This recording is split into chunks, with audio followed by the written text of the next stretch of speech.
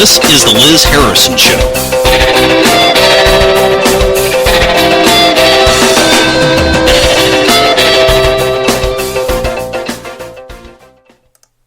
Good afternoon, folks.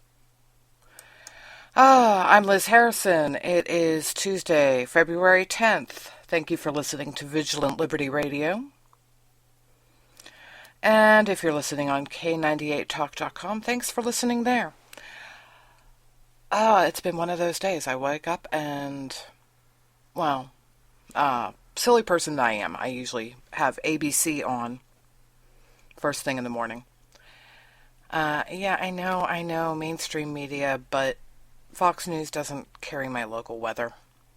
And even though it's Good Morning America, later on, I still leave the local on, the ABC affiliate, because our local news actually breaks in, like anywhere else in the country, which means you get your weather after they give their national forecast, and you get your little headlines at the top and bottom of the hour or something. Anyway, today it bothered me a bit, because I did switch over to Fox and Friends before the end of the morning program. Because I couldn't take any more GMA. There's only so much vacuous nonsense somebody can take in a single dose. I switched the channel and I find out, big surprise, we're having issues at Gitmo. This, of course, does not make the news at ABC. They have to delay hearings because the defendants, the 9/11 terrorists or potential terrorists, had their feelings hurt. They were upset about handcuffs being too tight or something. And bear in mind, there are individuals, family members of the victims from 9/11, that actually make their way to Gitmo for these hearings. Way to go, government. Way to go, military. This is really winning. Telling you. Great. In case anybody's wondering why I'm being generally nasty where this is concerned, is the fact that I understand that the individuals who are actually in custody in Gitmo are treated better than their guards.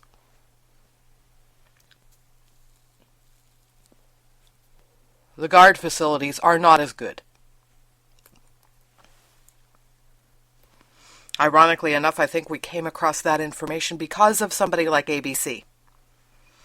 One of their 2020 style investigative reports. Yeah. So I'm not real happy. I am generally annoyed. I find it insulting. And of course, we ended up with some more bad news. Kayla Mueller is apparently dead.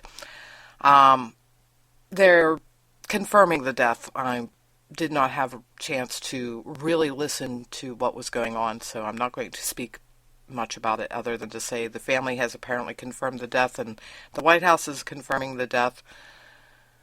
I'm not sure that means they are confirming what ISIS claimed, that she was actually killed by the Jordanians,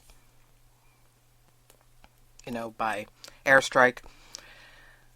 In all honesty, I don't care. I know that might sound harsh, but the implication is that if she was killed in an airstrike, then they had her somewhere where they shouldn't have. And this is not a new tactic. See Hamas. The Palestinian Authority, they tell people, do not leave your homes if the Israelis are going to bomb them. Stay there and be a martyr to the cause. No, I have bigger issues. The delusional man-in-chief decided to go play around with Matty Iglesias. I can't call him anything but Matty, because then that means that I don't have to take him seriously. You know what I mean? I hope you do. We're talking about Vox.com. The source of an unending pile of nonsense that is ever so easy to rip apart. Okay? Yeah. Vox.com is having all manner of fun. They put out their interview on Monday, yesterday, with the president. Needless to say, Matty Iglesias is like a cheerleader for Obama. So you can't expect any hard-hitting questions. Just saying. In fact, he's going to sit there and toe the line for the president. He's going to be really, really nice to him. Anyway, Matty Iglesias asked the president if the media is part of the problem when it comes to terrorism. You know, are they overstating how dangerous it all is? Really? Okay.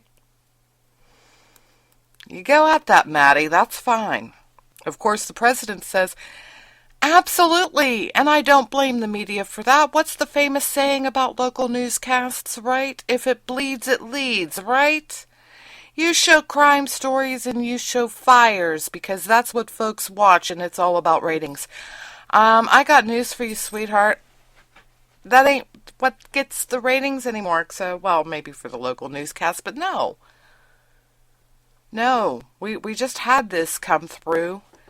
No, we've discovered that we have a really ridiculously shallow general public out there, and they like their viral videos, which may or may not involve blood or fire.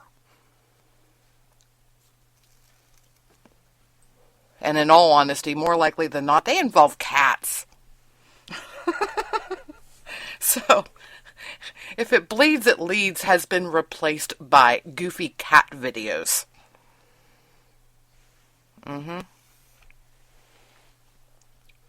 You question the brainless nonsense. Of course, take a look at any number of the on-the-street interviews that are out there, whether it's from late-night television, Watters World, whatever. You'll see. And then you'll cry, if you don't already. Yeah. But anyway, Vox is playing nice with the president. Matty is being a very nice boy and helping the president say exactly what he wants to say. Yeah. And again, we're doubling down on the failure of the president to recognize the fact that the terrorists are religious zealots. They are Islamic terrorists. They engage in Islamic extremist behavior. These are hard for him. These are words that are hard for him to understand and very hard for him to put together. After all, it's easier to go and say that the Christians are horrible, violent people because of the Crusades. But, you know, the people who follow Islam are a peace-loving people. Really? Okay, anyway. From the Voxplaining of the issue. Remember in Paris, the deli. It was a Jewish deli, a kosher deli. And the president says, it is entirely legitimate for the American people to be deeply concerned when you've got a bunch of violent, vicious zealots, well, at least we got to zealots, who behead people or randomly shoot a bunch of folks in a deli in Paris.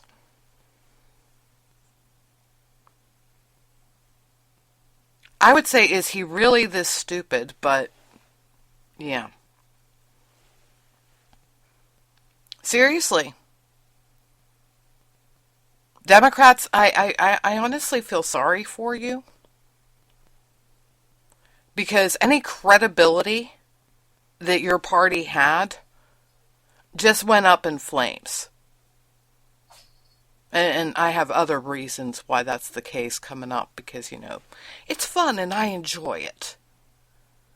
I enjoy pointing out the obvious, but stuff that never ends up being considered, you know. In other random news today, over in Wisconsin, that shows, the lack of decency among Democrats, is that we had a school quiz for a 16-year-old, apparently. High school, that suggested the conservatives don't care about the poor. Really? No, that's not the case, of course, and they pulled the test. No, just because conservatives don't want the government to do all of the things for the poor does not mean that the conservatives do not care about the poor. Just because conservatives recognize the charities do a better job than government most of the time, and that governments could screw up a one-man parade.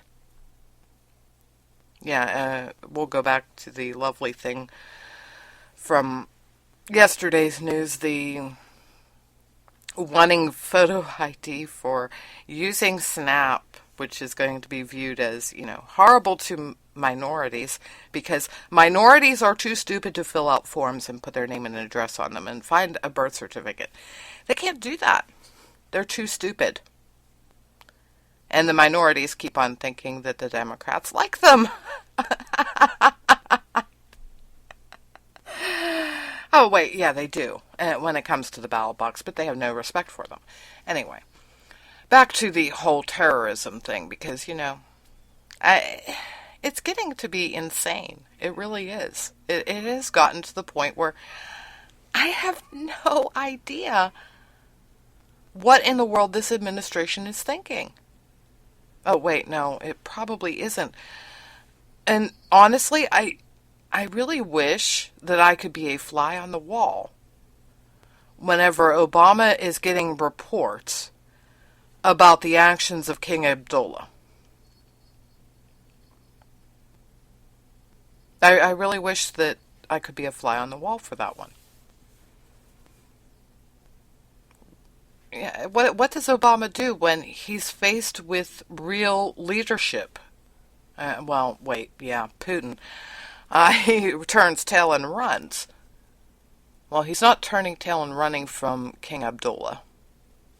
But he certainly isn't helping him either. Now, I don't know about you, but maybe he should have thought that would be a good idea. Go help King Abdullah. Because he has the wherewithal, the desire to do what the president is terrified to do.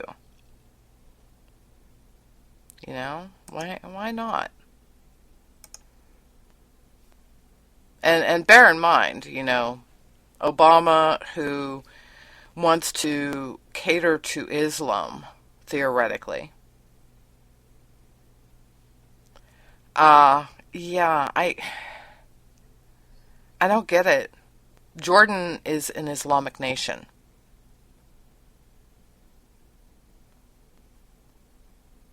So what do they do there?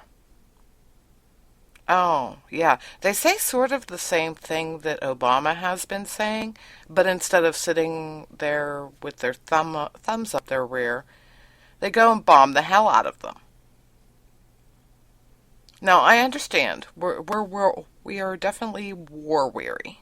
We don't want to deal with this crap anymore. That's their story, and they're sticking to it, right? We don't want to put boots on the ground. That's a bad thing. Never mind the fact that you should never, ever, ever, ever go and let your enemy know that you have hard limits, or that you're trying to have hard limits when it comes to what you will do to stop them. Of course, a man who was never in the military, would understand this, I guess.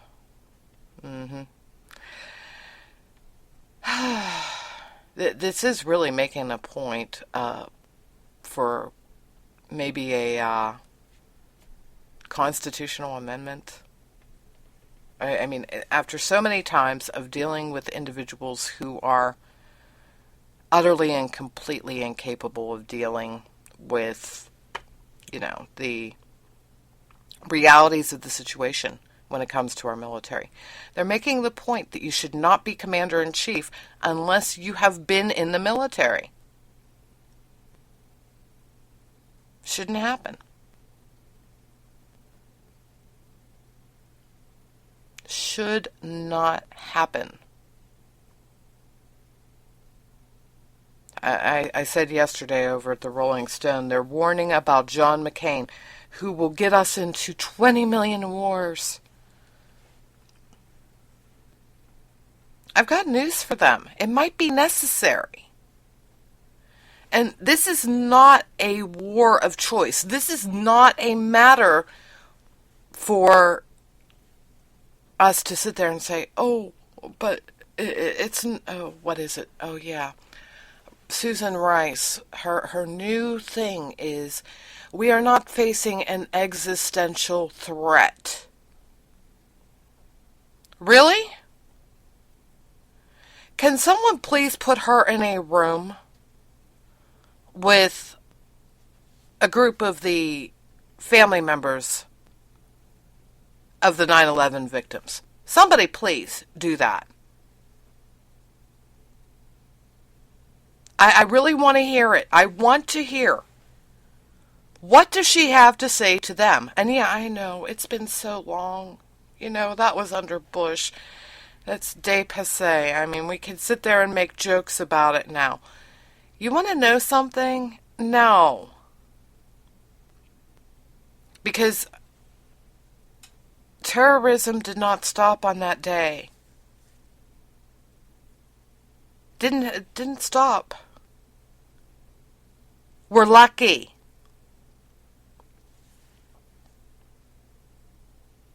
What's the saying? It was in The Recruit, Al Pacino, when he was talking to the people who would potentially end up in the CIA.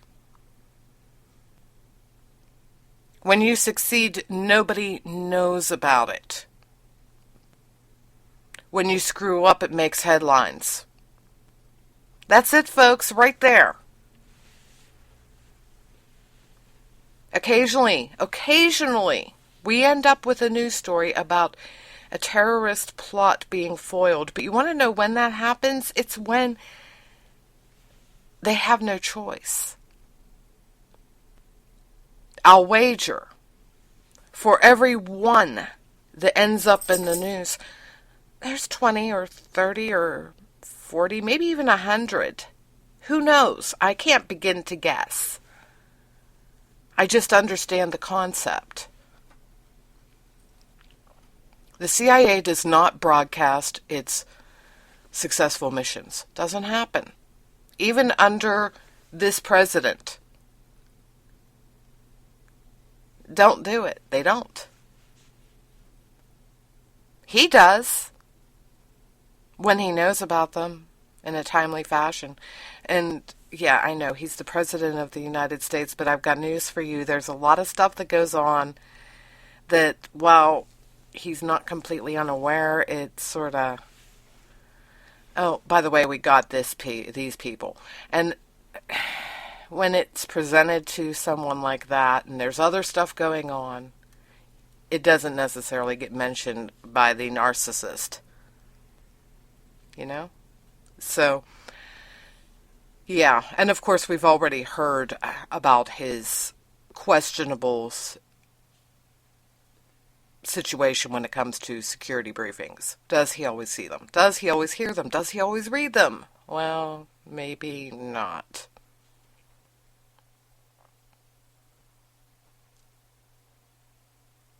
Yeah, we might actually have a former president that has known more than the current one. I'm not sure if anybody's still taking the security briefings. Just saying. Because you know you can't do that for the rest of your life. If you were president, you're entitled. Anyway. It's tiresome. It really is.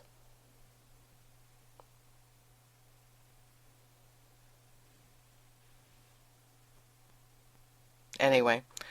In other news, the buzzword for the president when it comes to terrorism. Strategic patience. This is the new word. Ask the folks in Yemen. They're evacuating our embassy. So says Twitchy. The coup is complete. Yay! Winning.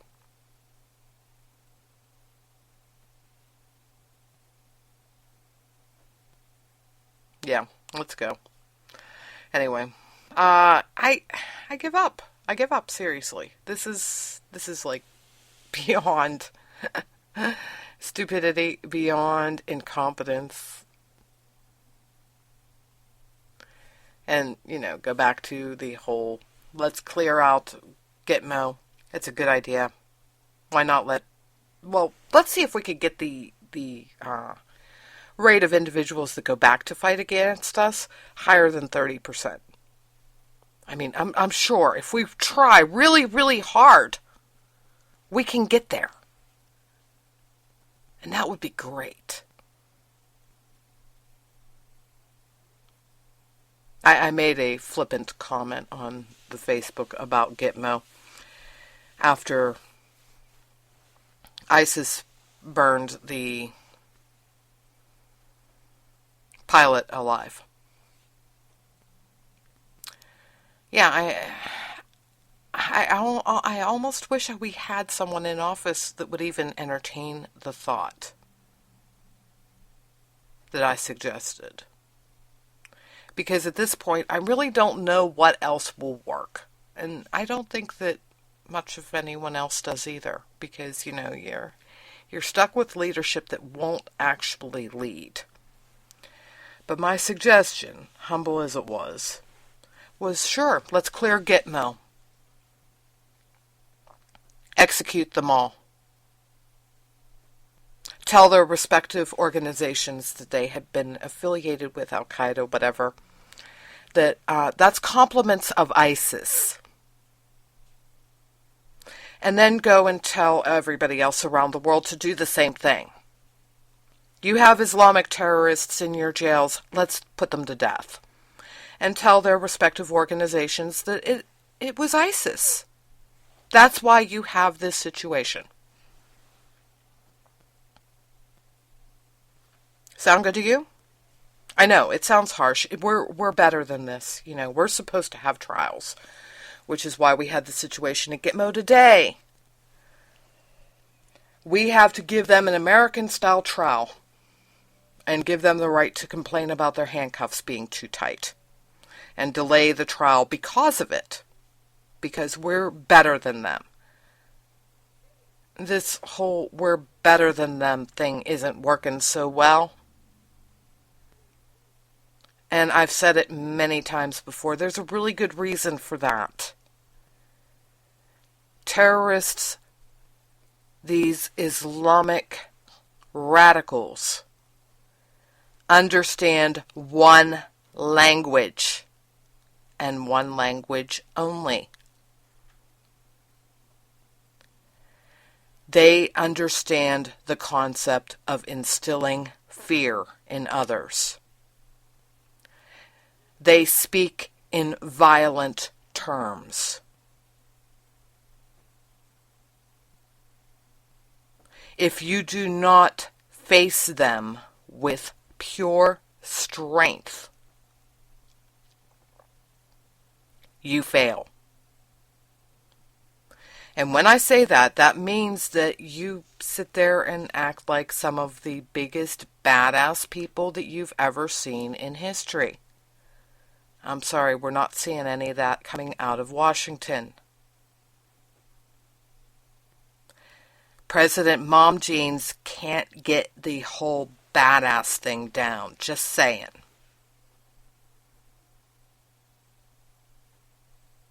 So this is why we're failing. You don't make friends with them. There is one solution to the problem of Islamic terrorism. And the leader of an Islamic nation has told us this and is actually doing it. There is one solution to the problem. Death. Hunt them down and kill them.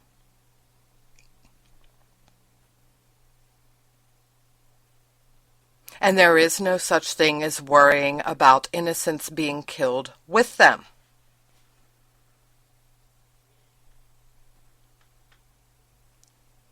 Why? Because King Abdullah understands one thing. He understands that if you have innocents around groups like ISIS, they're in one of two groups. Number one, they are supporters. They are for them.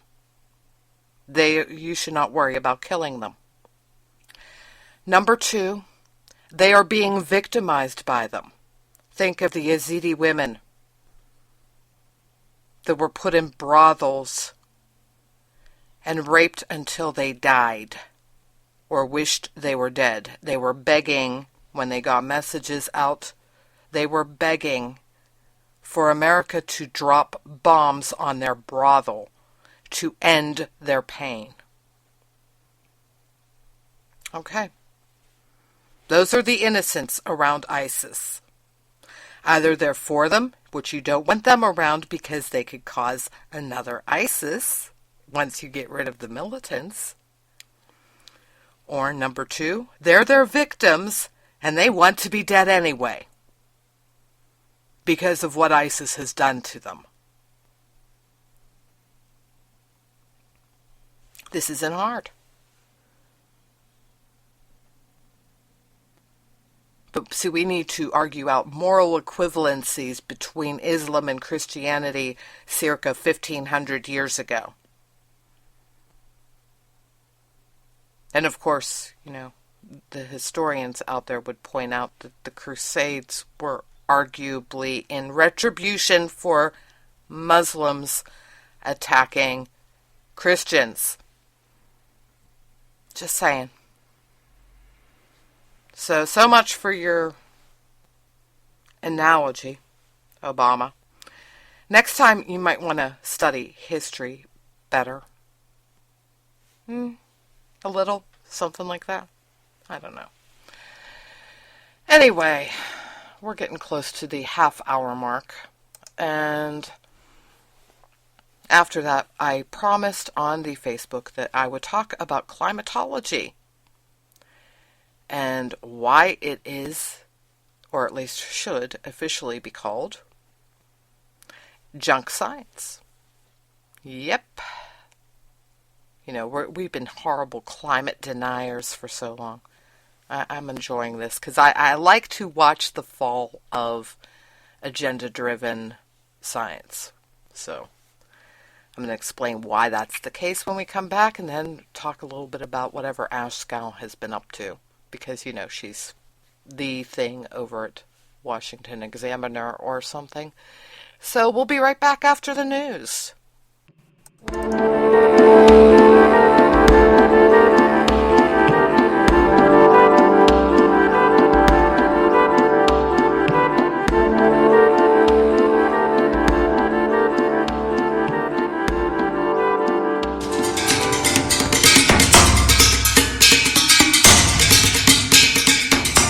This is your Vigilant Liberty radio news from Independent Journal Review for Tuesday, February 10th.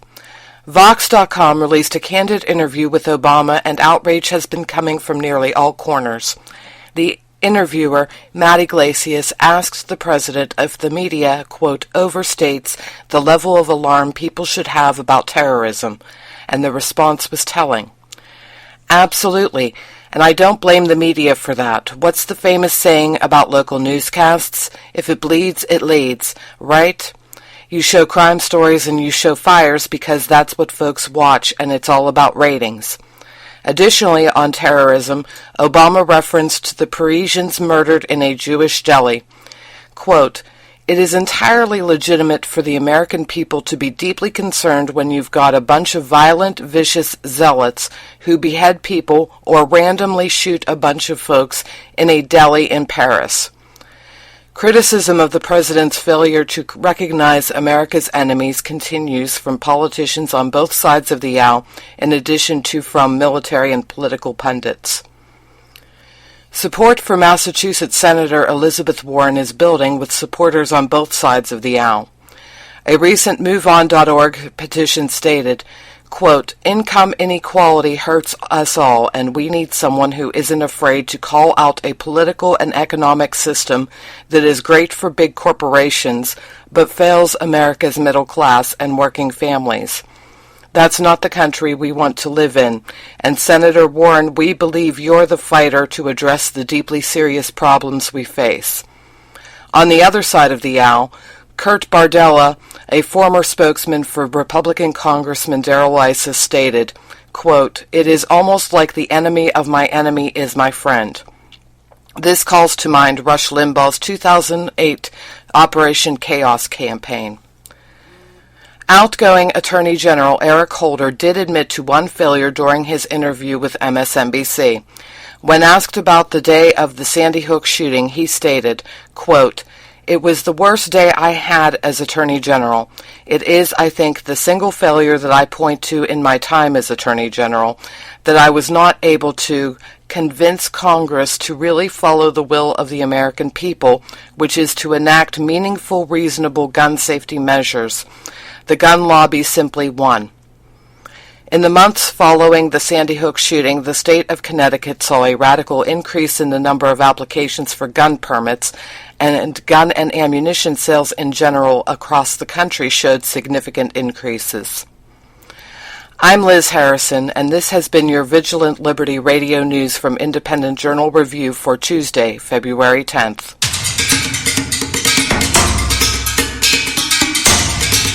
Hi, this is Jason Dibbler, co-host of Q with a View, heard every Tuesday night at 9 p.m. Eastern Time on FTR Radio. Right now, FTR needs your help in making the jump into the 21st century through some long-needed equipment upgrades. This is where you, the great and loyal listeners of Great Conservative Talk Radio, can really lend a hand. Visit GoFundMe.com/helpupgradeFTR right now. Your assistance, no matter how small, will help to ensure that FTR can continue to offer some of the best conservative radio on the interwebs. Your donation of $50 gets you up to 60 seconds of airtime on FTR Radio 4 times. For $100, your ad will run 10 times, or if you don't want to run an ad, you can have 30 minutes of FTR airtime to talk about anything you want. There are other thank yous for other levels of giving as well, but those are some pretty great offers. We hope you'll consider making a small donation to help keep quality conservative talk radio alive and thriving on the internet. Visit GoFundMe.com/helpupgradeFTR today.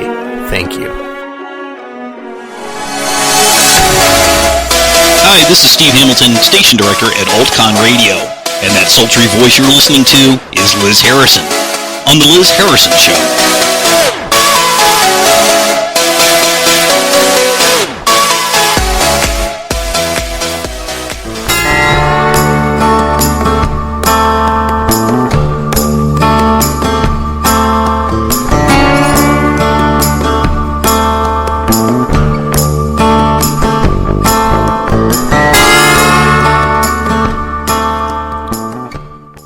I'm back. Okay. Now, last year about this time, last February, a guy named Patrick Moore decided, well, he ended up testifying in front of our Senate regarding global warming, carbon emissions, etc. This is significant because Moore had been a co-founder of Greenpeace. He left the organization in 1986 when the organization took a left turn and picked up politics over science. So he's the real deal. He's a scientist. He is not a climatologist, because I'm going to specify between the two that way, just for the sake of my own sanity. If you're a climatologist, you've got an agenda. If you're a scientist, you're objective. Fair enough? Anyway, Mr. Moore stated in front of the Senate, under oath, "There is no scientific proof the human emissions of carbon dioxide are the dominant cause of the minor warming of the Earth's atmosphere over the past 100 years. Today we live in an unusually cold period in the history of life on Earth, and there is no reason to believe that a warmer climate would be anything but beneficial for humans and the majority of other species." Yeah. And of course, there was much rejoicing among conservatives. Unfortunately, Moore was quickly, turned into an evil person who was lying, we say, because, he left Greenpeace in 1986, so why should anybody take him seriously? It was just bad feelings. He got his feelings hurt by the environmentalists, so he's going to say things against them. Okay. In comes Paul Homewood, a blogger, and unfortunately not a scientist, at least from what I've been able to gather. Now, filed under just a blogger, to conservatives that equates out to something much more than what it is to liberals, but he did some digging. He was looking at the statistics of the climate change models, showing temperature differentiations over the years, and discovered something. When they are the numbers that they use to make policy and beg for grant money, all of those numbers that tell us that we're horrible, evil people because we're causing all of this carbon emission stuff and we need to stop, we are killing the planet, those numbers don't match the actual reported temperatures. Like when you watch your daily news and get your weather report and your meteorologist sits there and tells you about the record lows and highs for your region. Those numbers are reported temperatures and arguably haven't been toyed with, which is why you end up with record highs back in the early 1900s, or in some cases even earlier, and record lows recently. Go figure. We're getting hotter, but we're putting out record lows. Yeah, I know. The climatologists, the ones with the agenda, always say, "Oh, but those are anomalous." Whatever. Anyway, it appears that the climatologists have been taking those actual reported temperatures and adding a degree each year. And this goes back many, many, many years, because it affects what happened in Iceland in the 1970s. Their models just totally made an a sea freezing situation that devastated Iceland's economy in the 70s. That just totally disappeared. It didn't happen. Wow. So, according to the climatologists, that didn't happen because it doesn't fit their model. And back to Iceland, Time magazine had a report earlier this month. Did you know that global warming causes volcanoes? I'm loving this one. I really am. We all know that Iceland is covered with glaciers and that they are melting. And we understand that geothermal energy can cause ice melting.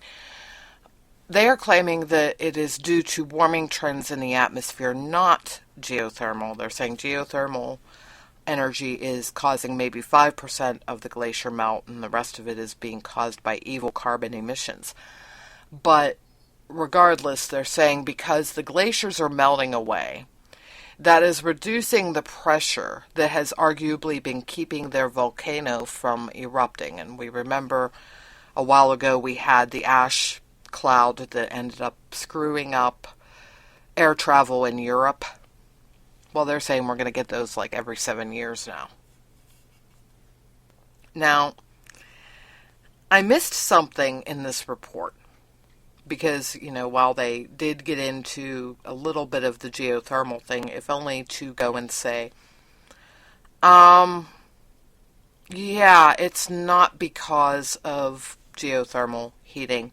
The ice is melting for other reasons. So they mentioned that just to negate it.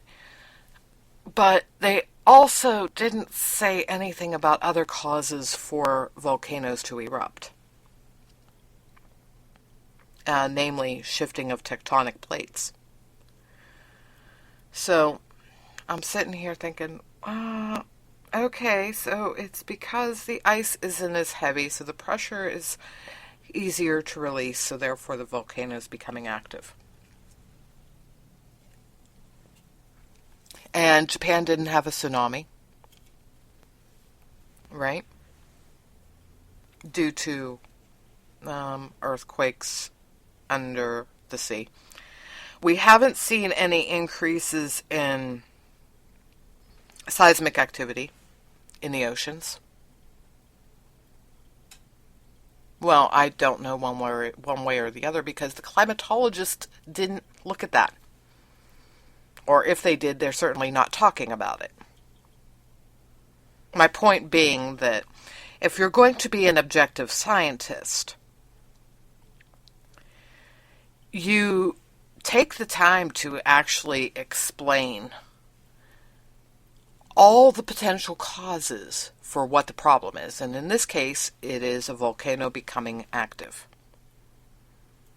This can involve geothermal imbalances, tectonic plates moving, seismic activity under the ocean. No, they're just going to blame it on the ice not weighing down the volcano. Oh my goodness, this reminds me so much of the representative that was concerned about the island of Guam tipping over, capsizing. Oh my. It's really frustrating. You remember Hank Johnson? Yeah.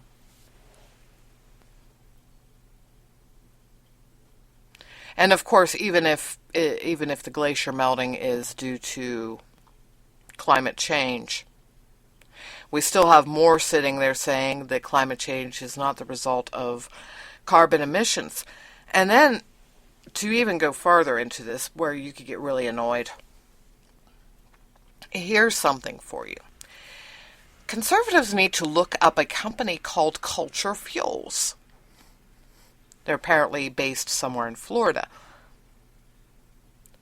They have been working with something that many of you may or may not remember. Remember when the president would occasionally talk about biofuels for alternative energy? Remember that?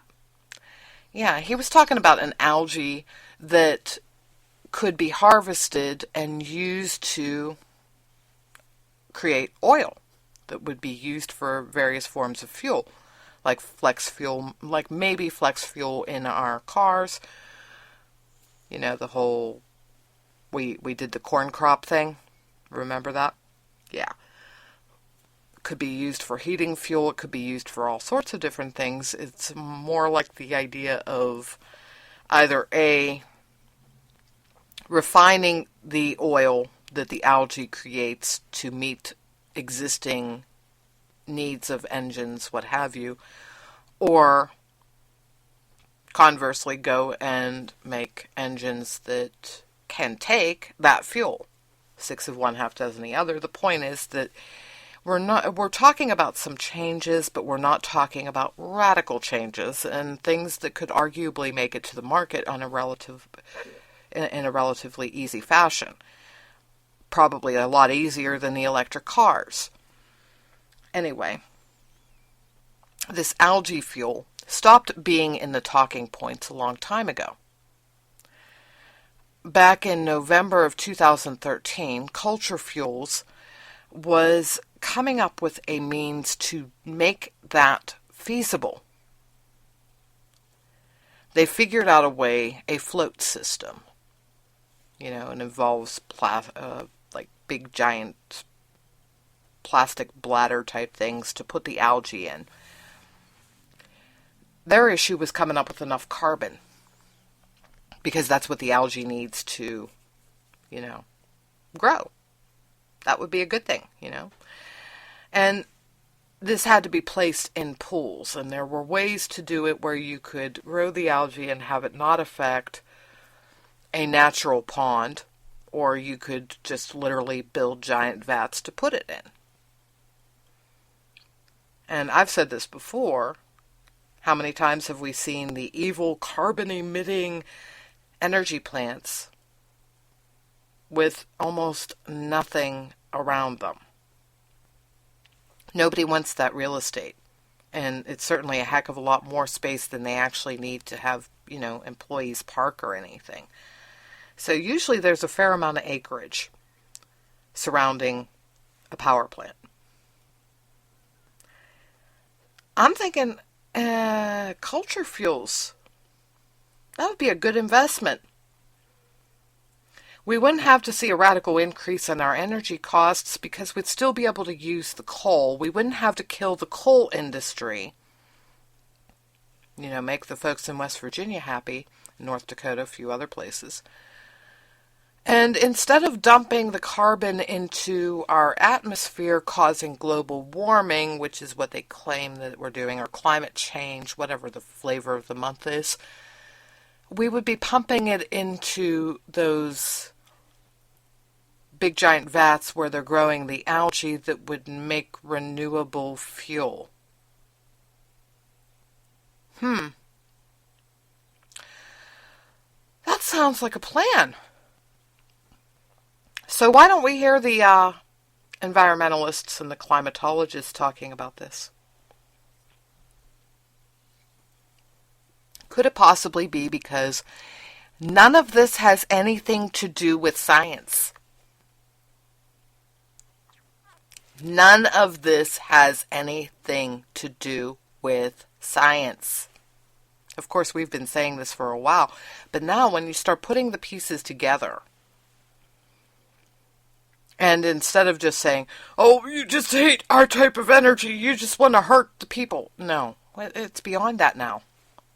It's gone way beyond that. We actually have scientific proof that the climatologists are not really scientists. Let that sink in for a minute.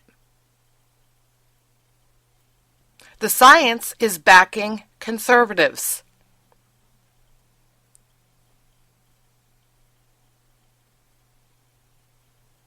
What are we waiting for, folks? Come on now. Like I said, go look up Culture Fuels. I would love to find out that this company is publicly traded.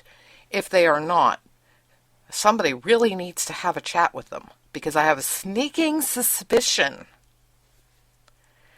that if they are having any financial difficulties getting their business off the ground, I think that we might be able to find a bunch of people that would be interested in investing.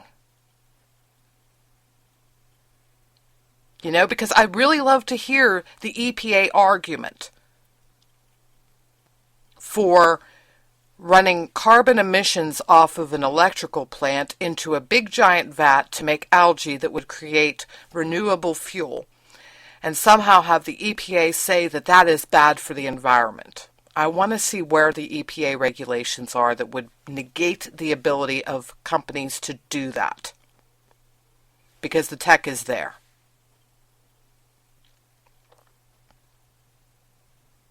Waiting for it.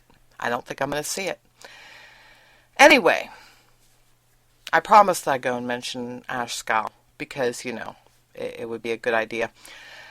On the 6th, she was writing about Loretta Lynch, ostensibly because Senator Rand Paul decided that he was going to oppose Loretta Lynch's confirmation for U.S. Attorney General because she supports civil forfeitures. Of course, the Congressional Black Caucus is of the opinion that the reality is Rand Paul is actually racist. I really do not like this situation.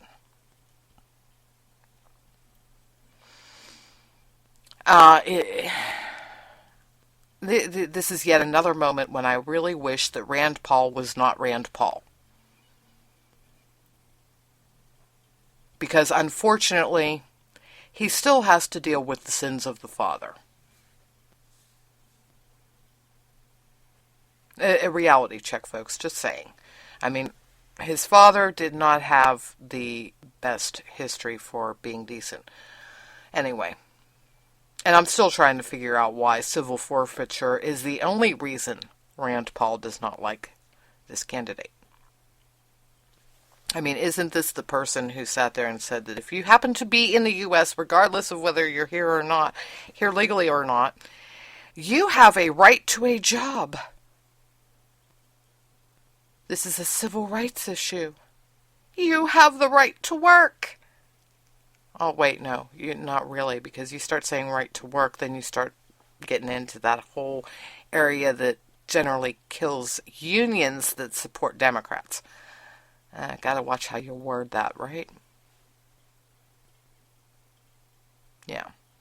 Anyway, Lynch said during her confirmation hearing that she believes civil and criminal forfeiture are important tools to the Department of Justice as well as our state and local counterparts through state laws in essentially managing or taking care of the first order of business, which is to take the profit out of criminal activity.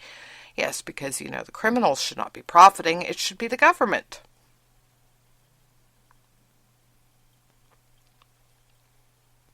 Rand Paul isn't real happy about it because at this point, police can seize property even before charges are filed.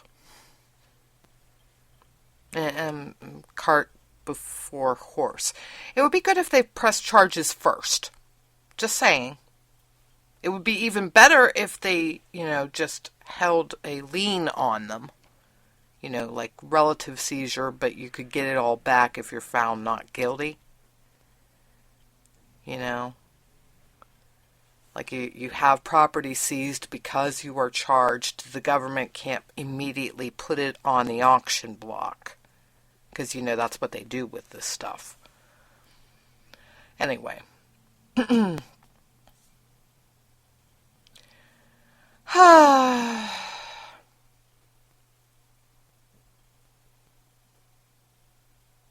Anyway, and Lynch has a really questionable history too.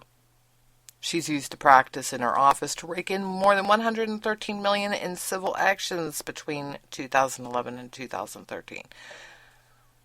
I give up. This is filed under anybody who this administration says could replace Eric Holder is a bad candidate.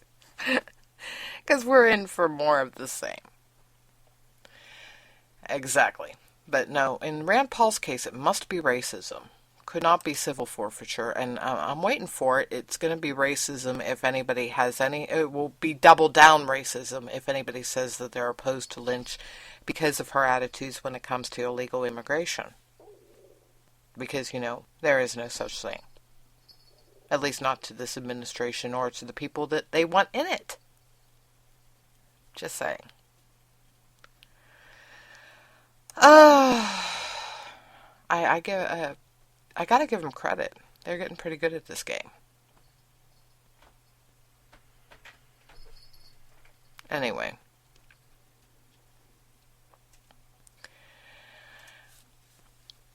Back on to hypocrisy.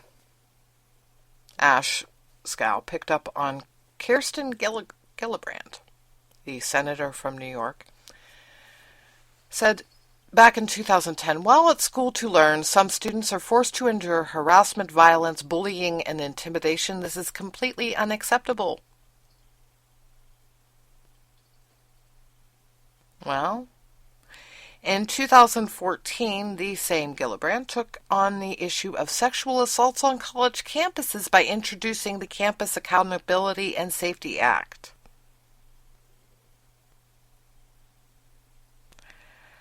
And by the way, that involves a fair amount of bullying all by itself.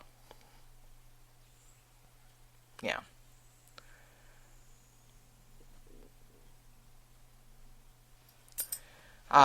Basically, if you're lucky and you end up getting some form of justice if you happen to be raped on campus, it's a shocking thing, and this law isn't really going to do anything to fix that.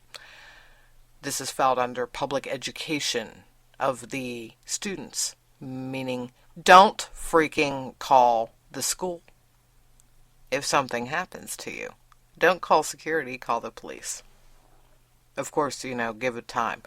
The universities that have enough money will probably pay the police to keep it quiet anyway.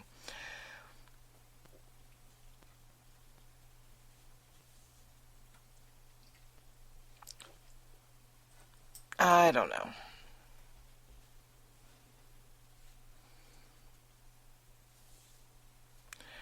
As far as the campus rape thing is concerned, she has associated herself with, Gillibrand has associated herself with a woman named Emma Sulkowitz at Columbia University who carries a mattress around.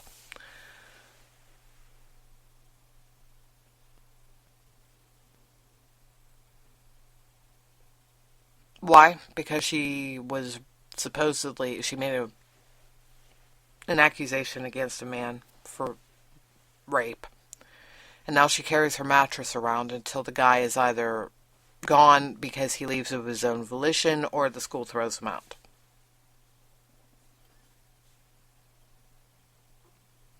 So she's trying to actively bully the school into reversing its decision where they said that basically they weren't going to do anything. The university found him not responsible in a campus trial, and police didn't charge him. I don't know. I didn't see the proceedings for the trial. I do think that it is counterproductive for her to carry around a mattress.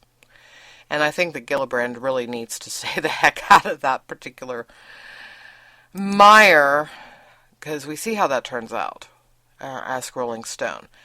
I'm sorry. I hate saying that, but it's gotten to the point where the histrionics are ridiculous, and I can't stand it anymore. And individuals who have actually been raped aren't amused. Just saying. Definitely, we are not amused. And that about does it for me. It is about that time. Coming up at 2 p.m. is The Right Mics, and this evening, I believe the Roundtable of Extreme Liberty is on. I'm not sure exactly who is hosting. That would be at 10 p.m. tonight. Other than that, catch me again tomorrow at noon, and I will be on a second time tomorrow night at 11 p.m. simulcast with FTR, The Right War. And again, I have no idea who's going to show up, if anybody, in the guest chair, so who knows? It's always a surprise. Have a good day. I'm out of here.